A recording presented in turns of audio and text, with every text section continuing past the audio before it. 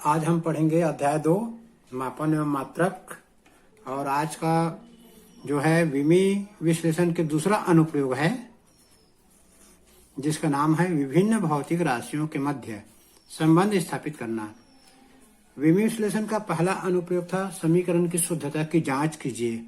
आज हम दूसरा अनुप्रयोग पढ़ेंगे, विभिन्न भौतिक राशियों के मध्य संबंध स्थापित करना। प्रश्न 1 ले लिया हमने, ध्यान से सुनेंगे। वायु में ध्वनि का वेग, कामा लगा हुआ है यहाँ पर। वायु में ध्वनि का वेग माध्यम की प्रत्यास्थता गुणांक और उसके घनत्व पर निर्भर करता है। विमी विधि से ध्वनि के वेग के लिए सूत्र की स्थापना कीजिए। यहाँ पर लिखा है वायु में ध्वनि का वेग माध्यम की प्रत्यास्थता गुणांक और उसके घनत्व पर निर्भर करता है। तो अब हम लिखेंगे इसमें हल। यहाँ पर हम लिखेंगे, ये हमने ले लिया वायु में ध्वनि का वेग किस पर निर्भर करता है, माध्यम की प्रत्यास्थता और घनत्व। तो यहाँ पर हम लोग इसकी घात को लिख देंगे a और इसकी घात को लिखेंगे b। v अनुक्रमणिति e की घात a, d की घात b। e जो है यहाँ लिखेंगे, जहाँ v क्या चीज है, ध्वनि का वेग। ई क्या चीज है, प्रत्यास्थता गुणांक।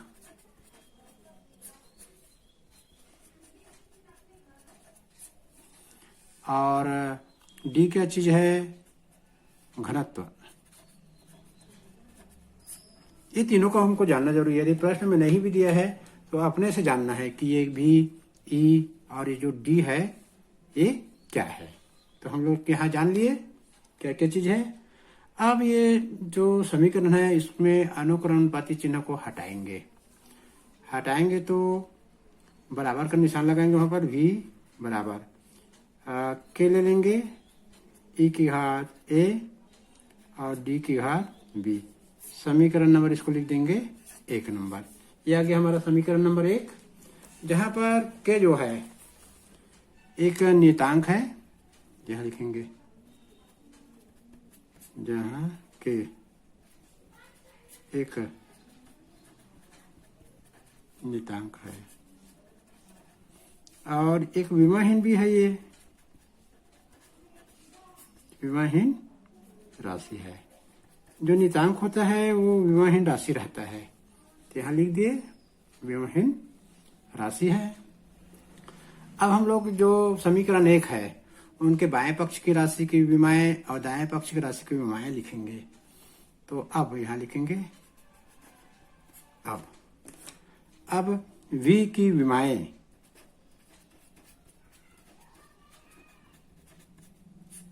हम लोग v को जान गए। v क्या चीज है, v जो है वेग है। वेग का क्या होता है, विमाएं हमको याद रखना पड़ेगा, L-T-1। अब हम लोग लिखेंगे ई की विमाएं।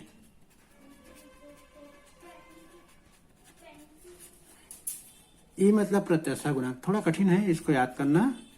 M-L-1 T-2 ये हो गया। अब हम डी की विमाएं लिखेंगे।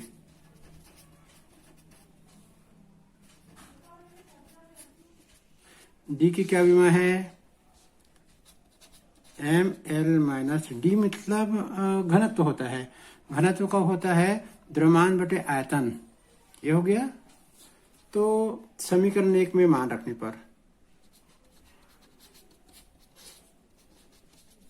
समीकरण 1 में मान रखने पर, समीकरण 1 में मान रख देंगे। समीकरण 1 के जो बाएं पक्ष था L-T-1 होगा, क्योंकि उधर वेग था L-T-1। और दाहिने पक्ष में इसका हो जाएगा, सबसे पहले के था तो के जगह कुछ नहीं लिखना है, के विमाहीन राशि है। तो अब हम लिखेंगे ई की विमा को लिखेंगे, प्रत्यास्थता गुणांक की विमा। प्रत्यास्थता गुणांक का विमा यहाँ पर है M-L-1 T-2 पूरे की घात a। और उसके बाद हम लिखेंगे घनत्व की विमा को लिखेंगे। घनत्व क्या था, M-L-3 अब पूरे की घात b। ये आ गया। अब इसको आगे बढ़ाते हैं,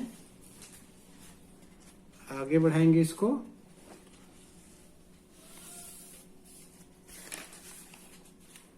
आगे बढ़ाएंगे तो लेफ्ट साइड में तो वही रहेगा, एल टी माइनस वन ही रहेगा लेफ्ट साइड में। राइट साइड में जो है एम की घात ए हो जाएगा, एल की घात माइनस वन ए, घात को गुना करेंगे और टी की घात माइनस टू ए हो जाएगा। और दूसरे ब्रैकेट में हो जाएगा एम की घात बी और एल की घात माइनस थ्री बी। ये जो हो जाएगा, क्योंकि हमने अभी देखा था कि ये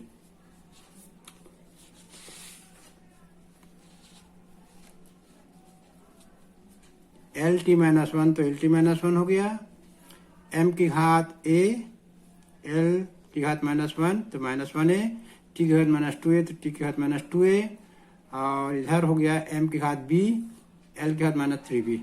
अब इसको हम लोग ऐसे ब्रैकेट बंद कर दिए, बंद कर दिए।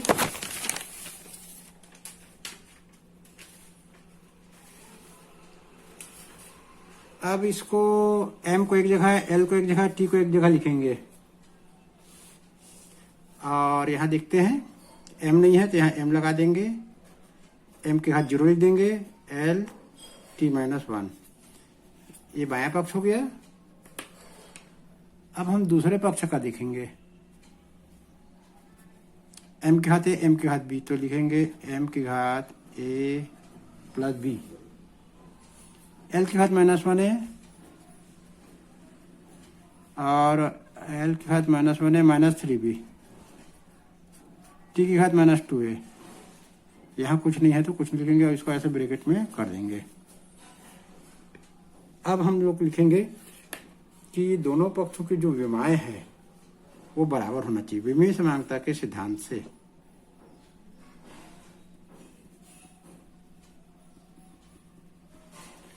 विमीय समानता के सिद्धांत से दोनों पक्षों की विमाएं समान होगी। विमीय समानता के सिद्धांत के अनुसार दोनों पक्षों की विमाएं समान होगी। तो हम लोग देखेंगे, घातों की तुलना करेंगे, m की घात a प्लस बी, m की घात जीरो, तो इसलिए यहाँ लिख देंगे a plus B equal to zero.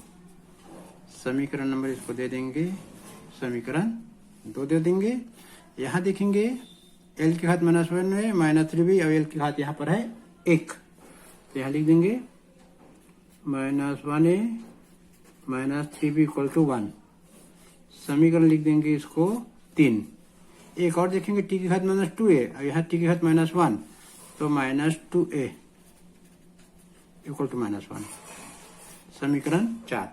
अब समीकरण 2, 3 और 4 को हमको हल करना पड़ेगा, और हल करके इसके मान को हम समीकरण 1 में रख देंगे, ए और बी का मान। तो सबसे पहले हम लोग यहाँ से देखते हैं, समीकरण 4 से निकल जाएगा। समीकरण 4 से देखते हैं, माइनस टू ए बराबर माइनस वन, तो ये माइनस माइनस कट जाएगा, ए बराबर आएगा 1 प्लस 2। अब ए के मान को जो 1/2 आया उसको समीकरण 2 में रख देंगे। यहाँ लिखेंगे समीकरण 2 में ए का मान रखने पर, समीकरण 2 में ए का मान रखने पर, समीकरण 2 में ए का मान रखने पर, समीकरण 2 में ए का मान रखने पर, समीकरण 2 क्या था? समीकरण 2 था ए धन बी बराबर 0। ए का मान कितना था? ए का मान था 1/2, 1/2 धन बी बराबर 0। तो बी का मान कितना आ जाएगा?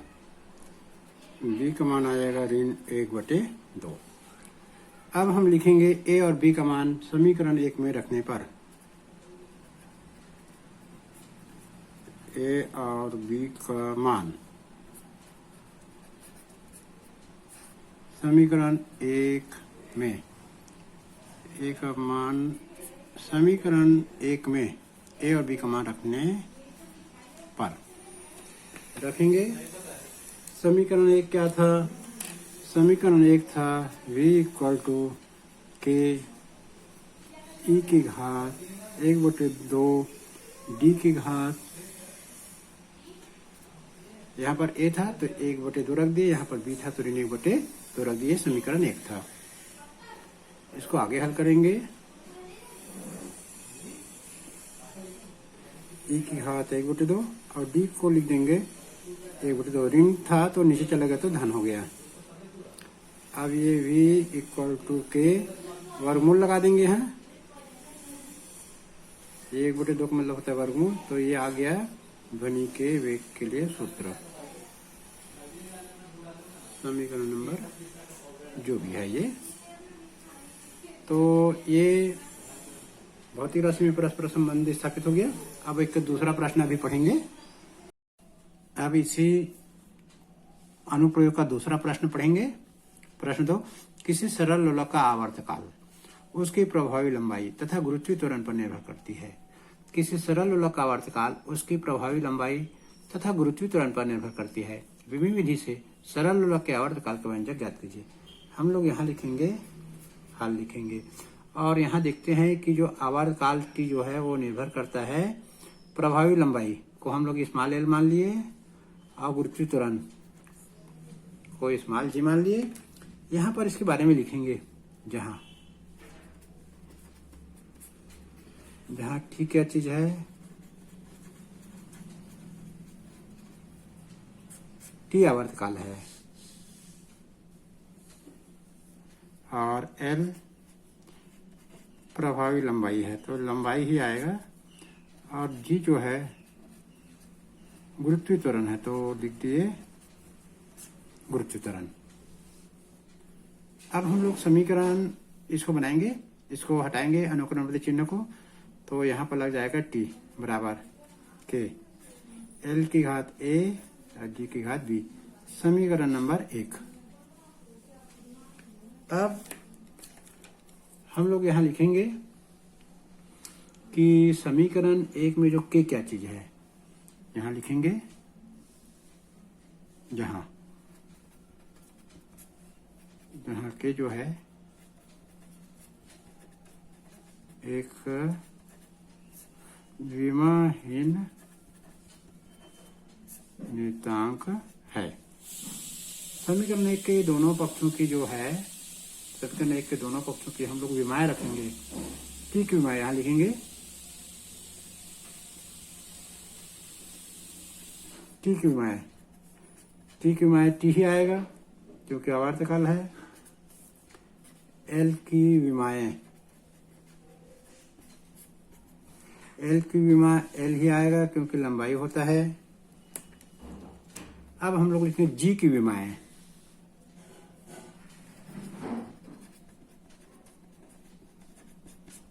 जी त्वरण है तो एल टी माइनस 2 हो जाएगा।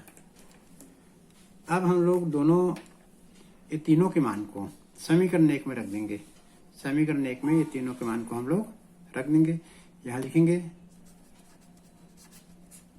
समीकरण 1 में मान रखने पर, समीकरण 1 में मान रखने पर मान रख देंगे। तो बाएं पक्ष में तो टी था तो टी रख दिए। के विमाहीन राशि है, इसका के का हमको रखना नहीं है। एल का रख दिए एल, और चूंकि एल के ऊपर घात ए था इसलिए यहाँ पर सावधानी से रख दिए। उसके बाद जी था तो जी के लिए हम लोग एल टी माइनस 2, अब सावधानी से रख दिए, यहाँ पर घात बी रख दिए। अब एल की घात देखेंगे जोड़ के, ये टी आ गया, और यहाँ पर एल की घात ए प्लस एल की घात बी, यहाँ के एल की घात बी, यहाँ के एल की घात ए, और टी की घात माइनस 2b। ये आ गया। अब हम लोग यहाँ देखते हैं, यहाँ m नहीं है तो m लिखेंगे, m की घात 0, l की घात 0 और ये t। और इधर m नहीं है तो m की घात 0, l की घात a प्लस b और t की घात माइनस 2b, ऐसा लिख देंगे। यहाँ इसको हल करेंगे तो m की घात 0, l की घात 0, t की घात कुछ नहीं है तो 1 बराबर m की घात 0 कुछ नहीं है तो m की घात लिखना पड़ता है, l की घात a धन b और t की घात माइनस 2b। अब हम दोनों जानते हैं कि विमीय समांगता के सिद्धांत के अनुसार दोनों पक्षों की जो विमाएं होती है वो बराबर होती है। तो लिखेंगे, हम यहाँ लिखेंगे क्योंकि दोनों पक्षों की विमाएं विमीय समांगता के सिद्धांत के अनुसार समान होगी। यहाँ लिखेंगे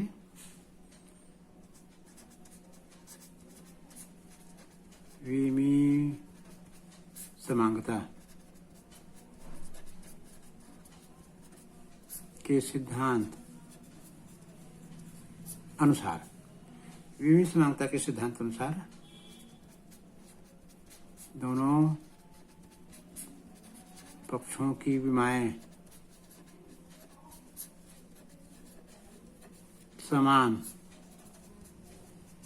होगी। दोनों पक्षों की विमाएं क्या होगी? समान होगी। तो यहाँ पर हम लोग देखेंगे एल की विमा की तुलना करेंगे। यहाँ देखेंगे एम की विमा तो दोनों साइड 0 तो नहीं लिखते, एल की विमा को देखेंगे। एल की विमा ए धन बी, एल धन ए धन बी बराबर 0, एल की विमा ए धन बी इधर है 0 तो ए धन बी बराबर 0। ये हम लोग लिख दिए समीकरण नंबर 2। इसी प्रकार से हम लोग यहाँ देखेंगे टी की विमा ऋण 2b है, टी की विमा इधर 1 है तो 1 लिख देंगे, समीकरण नंबर 3 हो गया। ए धन बी बराबर 0 समीकरण नंबर 2 आया। एल की विमा की तुलना की तो, और टी की विमा की तुलना एक एल की विमा की तुलना किए तो ए धन बी बराबर 0 आ गया। देखिए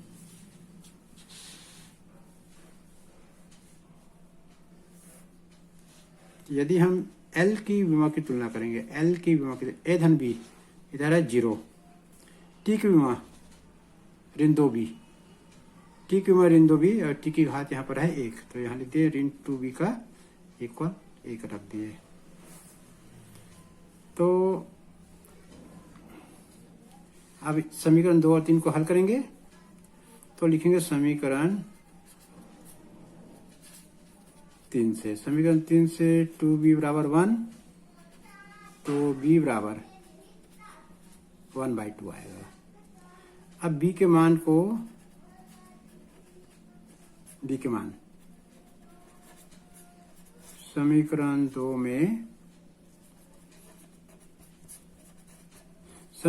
रखेंगे। b के मान को समीकरण 2 में हम लोग रखेंगे। b का मान समीकरण 2 क्या था? समीकरण 2 था a धन b बराबर 0 था। तो यहाँ पर b का मान 1/2 रख देंगे। b का मान आया था यहाँ पर और माइनस आएगा, -2 b = 1 तो b = -1/2, माइनस इधर चला जाएगा। ठीक, तो b के मान को समीकरण 2 में रखने पर a धन b बराबर 0 समीकरण 2 है, b का मान यहाँ रखेंगे -1/2 तो a का मान आ जाएगा +1/2। तो a का मान आ गया 1/2, b का मान आ गया ऋण 1/2। a और b के मान समीकरण 1 में रखने पर a और b के मान समीकरण 1 में रखने पर समीकरण 1 में रख देंगे। समीकरण 1 जो था वो था t = k l की घात a और g की घात b था। तो यहाँ पर हम लोग t तो लिखेंगे, k भी लिखेंगे, l की घात a की जगह लिखेंगे 1/2 और यहाँ लिखेंगे ऋण 1/2 g की घात में। अब इसको अच्छे से लिखेंगे। एल की घात 1/2, नीचे में आ जाएगा जी की घात, ये ऋण है तो नीचे आके धन हो गया। तो ये 1/2 की जगह वर्गमूल का चिन्ह और इसका भी 1/2 की जगह वर्गमूल का चिन्ह, तो ये आ जाएगा टी बराबर के वर्गमूल L/G। तो ये हो गया भौतिक राशियों में परस्पर संबंध स्थापित करने का 2 सवाल करा दिया। और अभ्यास को ध्यान से पढ़ना, थोड़ा कठिन है और पेपर में आता भी है। तो कैसा लगा वीडियो कमेंट बॉक्स में कमेंट्स करना, और अच्छा लगे तो चैनल को सब्सक्राइब करना। धन्यवाद।